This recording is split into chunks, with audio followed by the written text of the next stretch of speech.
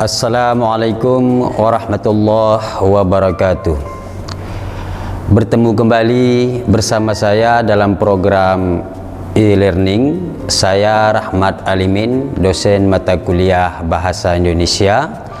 Adapun materi yang akan kita bahas pada pertemuan kali ini yaitu mengenai diksi atau pilihan kata. Nah, pilihan kata atau diksi merupakan hal yang sangat urgen sekali atau hal yang sangat penting sekali, baik dalam berbicara ataupun keterkaitan dalam menulis. Nah, kali ini kita akan bahas apa itu definisi dari diksi dan bagaimana persyaratan dalam memilih kata atau diksi, serta bagaimana tujuan dari pemilihan kata tersebut. Dewasa ini, kegiatan tulis-menulis atau berbicara adalah sebuah kegiatan yang harus dilatih pada dunia akademik. Nah, untuk itu perlu pilihan kata yang tepat dan cocok sehingga apa yang kita sampaikan memiliki interpretasi dengan orang yang membaca atau orang yang mendengarkannya. Bahkan dalam konteks Islam sendiri, pilihan kata yang baik merupakan sesuatu yang dianjurkan. Dewasa ini, seringkali pilihan kata menjadi penyebab terjadinya permusuhan atau pertikaian antara satu golongan dengan golongan lainnya, sehingga perlu kesadaran dalam memilih kata sehingga apa yang kita sampaikan memiliki interpretasi yang sama terhadap orang lain. Nah, pada kali ini mari kita lihat apa itu pilihan kata atau diksi. Diksi secara teori adalah pilihan kata yang tepat dan selaras untuk mengungkapkan gagasan sehingga memperoleh efek tertentu seperti yang diharapkan. Nah, jadi diksi ini adalah usaha seseorang dalam memilih kata untuk menyampaikan ide atau gagasan sehingga orang yang mendengarkan atau orang yang membaca memiliki pemahaman yang sama seperti yang diharapkan seorang pembicara atau penulis. Nah, jadi diksi berhubungan dengan pengertian teknis dalam hal karang-mengarang, hal tulis-menulis, serta tutur sapa.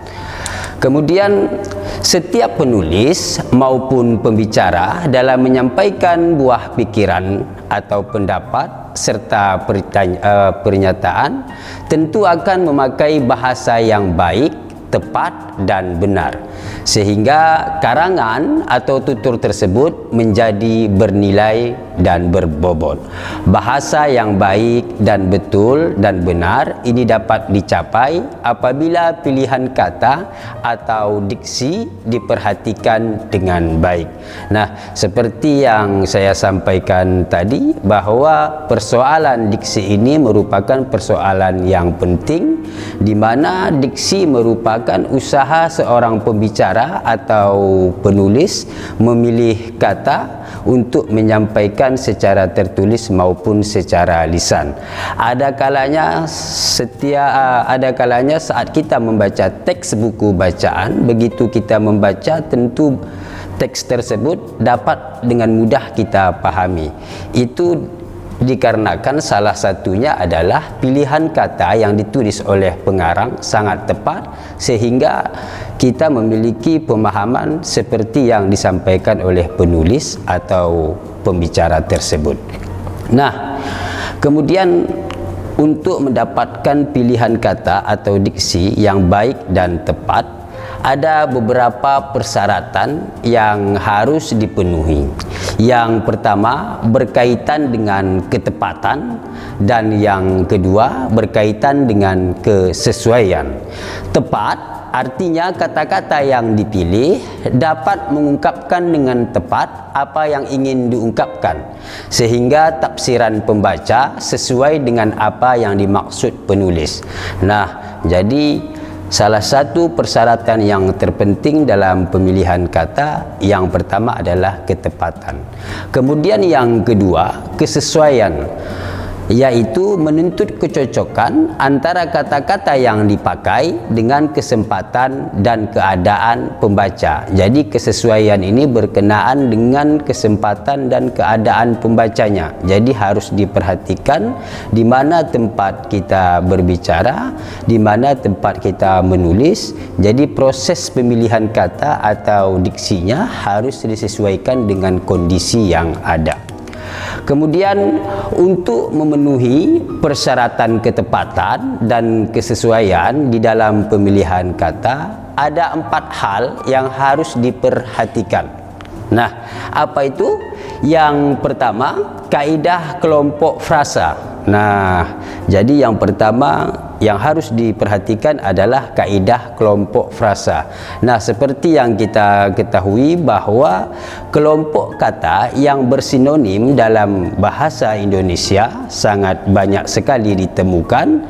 Jadi kadangkala walaupun kata tersebut bersinonim atau memiliki kata yang sama, namun ketika dijabarkan dalam bentuk kalimat memiliki makna rasa yang berbeda. Contoh, umpama seperti makanan memiliki makna sama dengan santapan, tetapi ketika kalimat yang dihadirkan seperti contoh berikut, santapan rohani adalah pilihan kata yang sesuai dengan kelompok frasanya. Tidak tepat kalau kita gunakan makanan rohani, padahal kata antara santapan dengan makanan merupakan kelompok frasa yang sama. Kemudian yang kedua, mengenai kaidah makna kata, dan yang ketiga, kaidah lingkungan sosial. Kemudian yang keempat, kaidah karang mengarang.